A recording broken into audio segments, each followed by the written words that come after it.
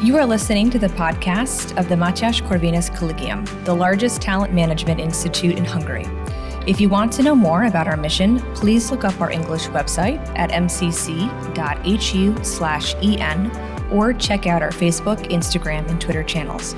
For interesting articles and analysis of our professors, external contributors, and students, look up our knowledge base at Corvinak.hu/en. Ladies and gentlemen, welcome to this new episode of MCC podcast. I am László Bernát Veszprémy, the editor-in-chief of Corvinak.hu, the popular science journal of MCC, and my guest is Peter Boghossian, an American philosopher and visiting fellow of MCC. Nice to be here. Thank you.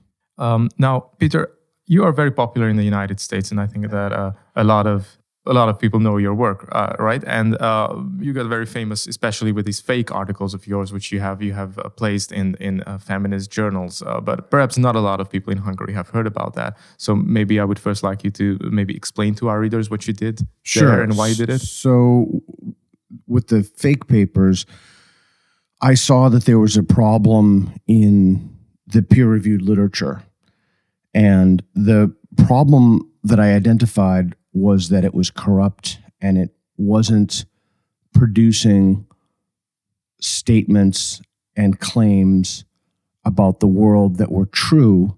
Rather, it was promoting an orthodoxy. It was promoting morally fashionable ideas. And the consequence of that was that people were forming policies based upon these articles coming out of peer-reviewed journals. So my colleagues and I published a series of completely insane or utterly vile articles that forwarded conclusions that were just either ludicrous or horrific. And these articles were accepted for publication.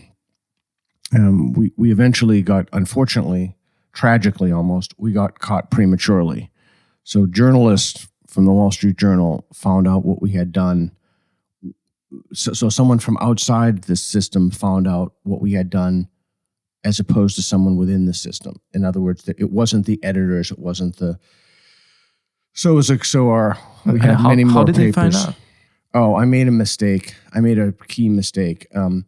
So we were fabricating people's credentials, and I gave a person the credential of a PhD in feminist studies, and I should have given them a PhD in gender studies, then we would never have gotten caught. But it was too specific of a thing, and people started looking into it and found out that there was no such person even though we picked a very common name, that had a PhD in feminist studies. All right. It was a terrible mistake. Okay. And has this hurt your career in any way? Hurt my career. Well, you started off by saying popular. Many people were utterly outraged. I mean, they were completely incensed. But I think it's important to understand that when you put so much time into something and effort and energy, and you realize that, so look, here's a guiding principle for you to think about. The closer a thing is to reality, the more difficult it is to fake it. I can't fake speaking Hungarian. You will detect it. I can't fake playing the violin or the piano. I don't play either. I can't. Jiu-jitsu, for example, wrestling would be an example of something that's real. You can't. There's no possible way you could fake that. But the peer review stuff, the gender study stuff, is completely fake. It's totally made up. And this is a long answer to your question about hurting my career. And the consequence of that is, if I try to speak Hungarian to you, I know 10 words maybe, and I just started making stuff up, you would laugh at me and maybe you would feel sorry for me. But that's because there's something to be wrong about, right? Yeah. So the same with the piano. I mean, I could get in front of the piano and start banging on the piano and you'd think I had some kind of mental problem. And then I would tell you, isn't this beautiful? The literature that's coming out now, because it's fake, when you expose the charlatans and the frauds, because it's fake, they have to be upset. They have almost no other option. That's why they came after me. So they brought me up on all these ethical charges. And instead of saying, wow, like we've been trafficking in nonsense, like we've really been putting out stuff that's just ridiculous. Instead of having some kind of a corrective and being honest about the problem, the university filed formal charges against me.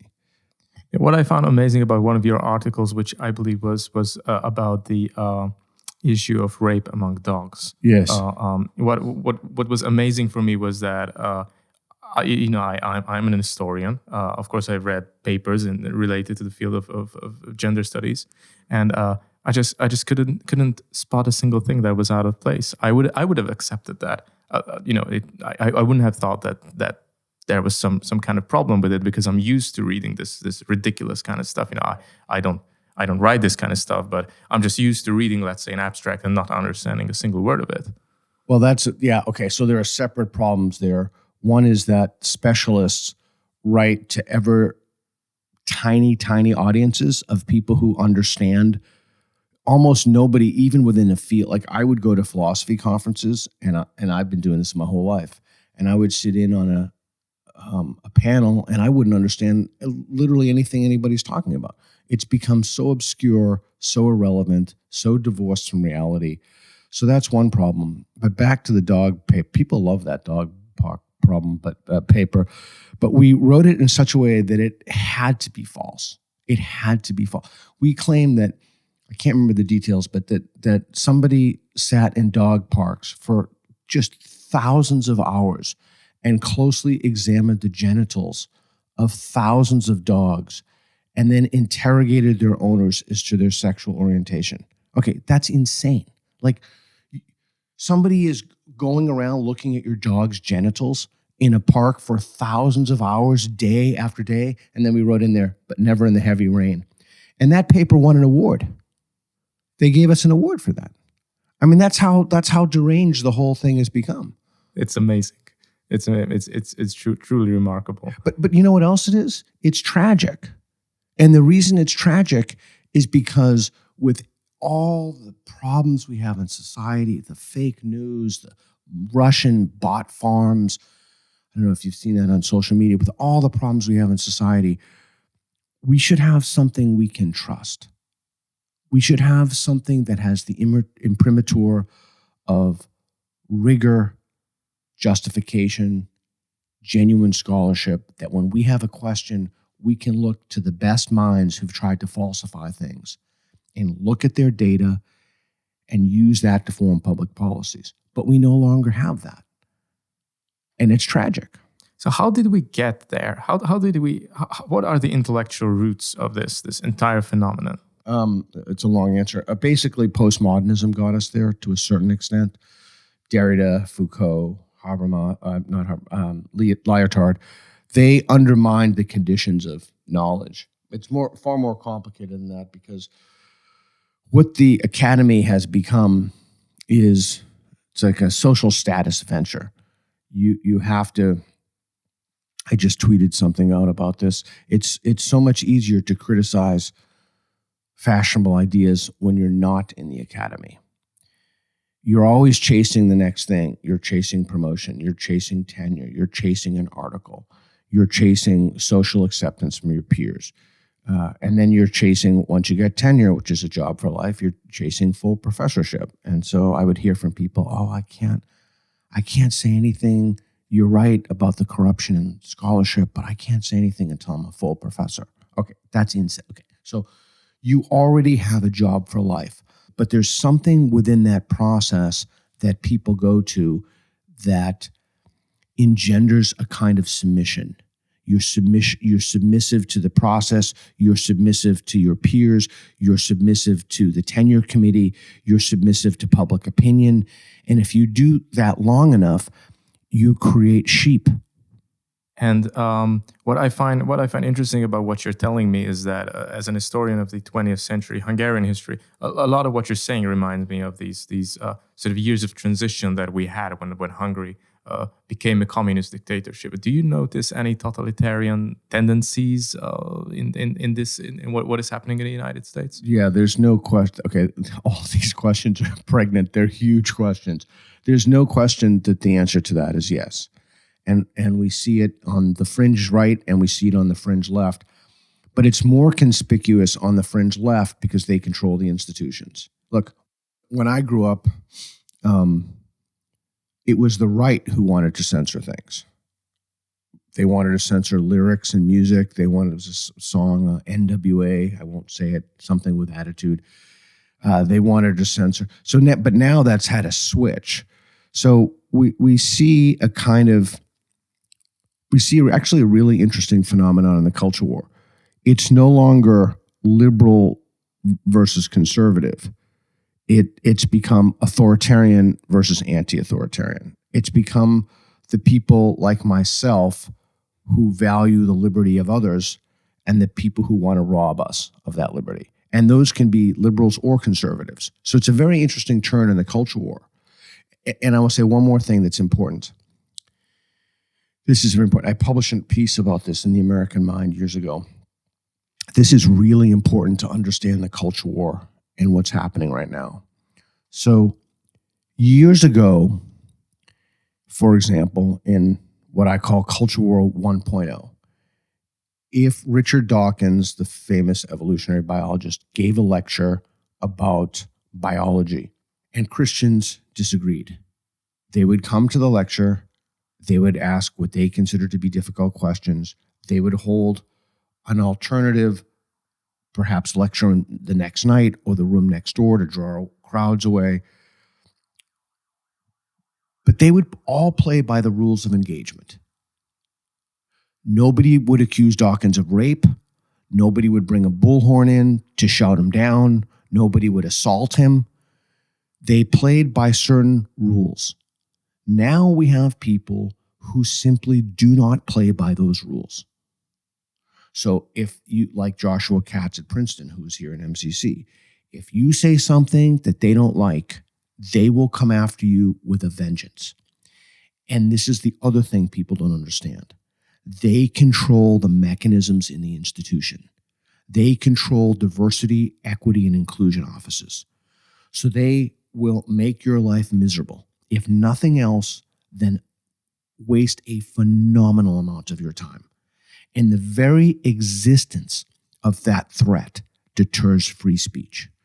So has this new turn in the culture war somehow brought together, let's say, moderate conservatives and libertarians and classical liberals? Do you think that this phenomenon is happening? Is there going to be a discussion there?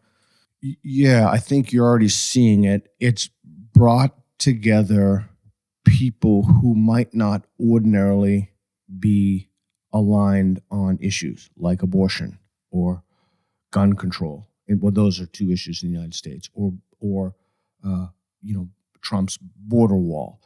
It's brought people together to realize that in a democracy, you have to make compromises. You have to talk to people with whom you disagree. Like, you just have to do that.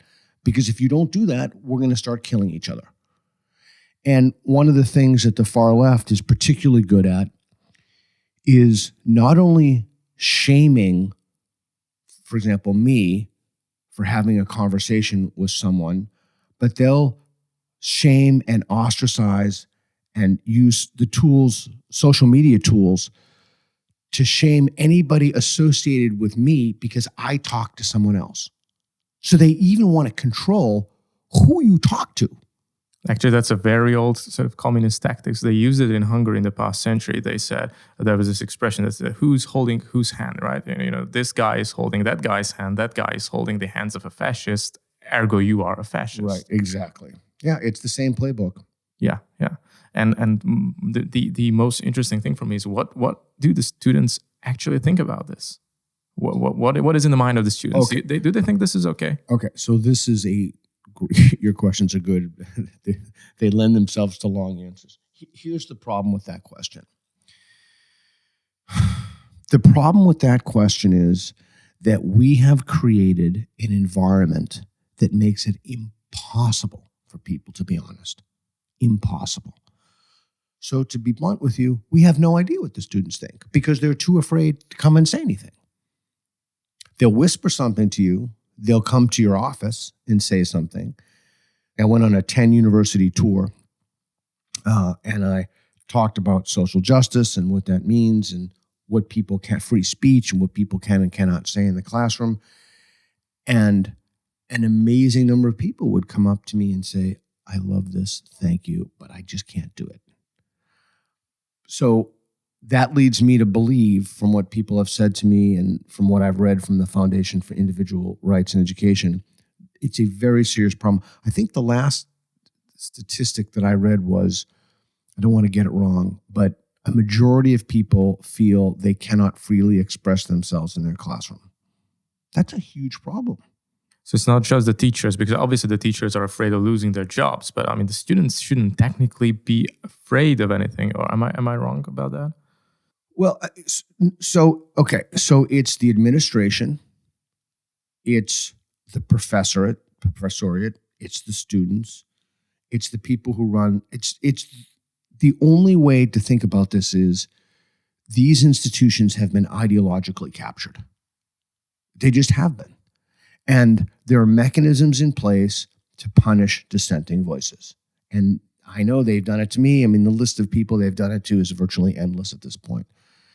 So, back to your question before, has it hurt my career? Well, yes and no. I mean, it's been a boon for me in a sense. One of the best things that ever happened to me was quitting that job, because now I can finally speak freely about issues and not be in an environment that's just horrifically totalitarian. I mean, there's really no other way to describe it. Right. This atmosphere which you're describing, it truly does remind me of this period which my parents told me about, because they grew up in communism, and they told me that you just didn't know who you could talk to, who's going to report you to somebody. This just atmosphere of fear. Correct. And I suppose that another interesting question would be: do you think that this decline of free speech in the United States and just in the West in general could help, for example, Central and Eastern Europe attract creative minds who want to speak freely about these issues? A lot of people have been coming to Hungary, for example. The answer is yes, as long as you don't do the same thing on the right. As long as people are truly free to speak openly and honestly, if you can create systems and academic institutions that place truth as a North Star, that value openness, debate, honesty, if you can do that, you'll be the gem of the world. The question is, can you do that? I don't even speak Hungarian. I have no idea if you can do that. I mean, I've experienced that firsthand here, the kind of freedom that I have to speak about anything I want. Even as I think it was Oli said to me, you can speak about anything you want, even atheism. Oh, okay. This is a Christian country, Well, I think that we have debates and a lot of stuff. You said you don't speak Hungarian. Let's hope that you're going to learn a little bit of it. But I can tell you that if you open the Hungarian press every day, there's huge debates about stuff, and I don't see that atmosphere when I read the American newspapers. Yeah, I mean, it's so much deeper than that. There are even protests and attempts to shut down. In fact, it happened with me at the James Damore was the engineer at Google. He was responsible for the famous Google memo. And I had a conversation on stage with Helen Pluckrose, who's the lead author of Cynical Theories, and Heather Hying, who's also a New York Times bestseller. We had a conversation, and a bunch of people ripped out the speaker wires. They stood up. They disrupted the event. So again, it gets back to what I said before about the rules of engagement. They don't play by the same rules of engagement. They believe that dialogue and discourse. Okay, so you really need to take this in. This is a very. So I hope when people listen to this, just take a minute and slow down and really think about this. They believe dialogue and discourse are inherently racist. They're inherently patriarchal. That debates, conversation, speech in general serves the people, the interests of the people in power to stay in power. White people, men, heterosexual people, they actually believe this. So that's why they don't want to have conversations. That's why they shut down, they pull the speaker wires out. That's why, because they believe that Unlike Culture War 1.0, with the Christians and the atheists, they agreed that there was a reality. You could know reality. Each side thought the other side was wrong, and you figure it out through debate, argumentation, etc. We now have people who not only don't believe this, but think that it is their moral duty to, and the word is disrupt. Disrupt. I would urge you, if you haven't seen it already, and your listeners, to watch the clip on my YouTube channel when the social workers come down from the top. They come down from the top of the building. It's so crazy that you actually have to watch it to believe it.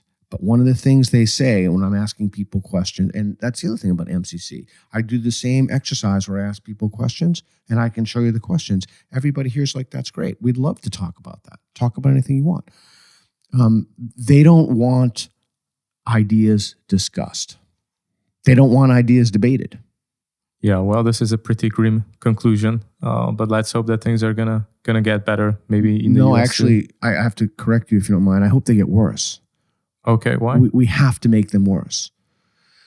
Because right now in the United States, we have the philosopher Jürgen Habermas called a legitimacy crisis or a legitimation crisis. We have a large number of people who do not trust their institutions in a fundamental way. And so, for just as one example, the number of people homeschooling their children now has gone up radically. And it's not because of COVID and the pandemic. It's because their parents saw what they were teaching. I sat in if I may tell you a quick story, I sat in on and then I'll tell you why I think it has to get worse. I sat in on a Zoom meeting with someone during the pandemic, and he told me an unbelievable story. I think it was his daughter was 8 years old, I think, if memory serves me correctly, but he would not have seen this if not for the pandemic, and they were having classes on Zoom. And one of this little girl's assignment was to bring in a paper bag, like the bags that you get at the grocery store. And so the teacher had them hold the bag up to their arm. And if their arm was lighter than the bag, this is to an 8-year-old. An 8-year-old who doesn't even have the concept of race. The teacher told them that they were racist and part of the problem. That's unbelievable. It's sick. It's sickening. It's difficult to even imagine this if you come from Hungary, because we have nothing like this. It's sickening. Yeah. And that person teaches kids, and they're supported by an institution. They're supported by an administration. They've gone through a process of teacher training where everybody in their cohort has learned to think like that and teach kids like that. So when you ask, let's hope why it gets better, I'm going to tell you why it can't get better. And I'm going to tell you what the reason for hope and optimism is, because there is one. It can't get better because we've given ideologues jobs for life. It's called tenure. We cannot get them out. It's too late for that. Can't get them out. And even if you could get them out, you'd still run into the same problem. If I had a wand and tomorrow I waved this magic wand and all wokeness was extirpated or uprooted from the system, it would just come back in a very short period of time, because the woke people control colleges of education. So I don't want to leave you and your listeners thinking, oh my God, this is hopeless. This is terrible. It's actually not, because one of the things that you're seeing now is people realize at a profound level they do not trust their institutions. And what they're starting to do now is build new institutions. So I'm a part of the University of Austin. It's in Texas. It's a new university. Its fundamental value at core is free speech and the pursuit of truth. We're seeing other institutions, and I don't think these are competitive institutions, like Ralston College, Stephen Blackwood's college. They're emerging. New platforms, online schools are emerging that put truth and free speech and inquiry and discourse. They don't forward particular conclusions about race, gender, sexual orientation. So I do think that there's a reason for optimism, but I think that more damage has to be done to the existing educational infrastructure before the rest of the people wake up. I read a study a while ago I can't remember exactly. I think it was 80% of conservatives don't trust what goes on in higher education in the United States. And I remember reading that, and I remember thinking to myself, that's astonishing to me. Like, if they actually knew what happened in the university, it should be 100%. So I mean, you got 20% of conservatives who trust the system. I was just flabbergasted by that. I would like your viewers to look at the videos that I make in the United States and how the students respond, and to look at the videos here that we make and see how the students respond. And you come to your own conclusion. All right. Well, Peter, thank you very much for having been on our podcast. And everybody should go check out Peter's YouTube channel, because I'm sure that there's a lot of good stuff there that they have to see about this whole culture war. Thank you for listening to this MCC podcast episode. For further media content, please look up our English website at mcc.hu/en, or look for us on Facebook, Instagram, and Twitter. If you want to read more by our professors, external contributors, and students, check out our knowledge base at Corvinak.hu/en.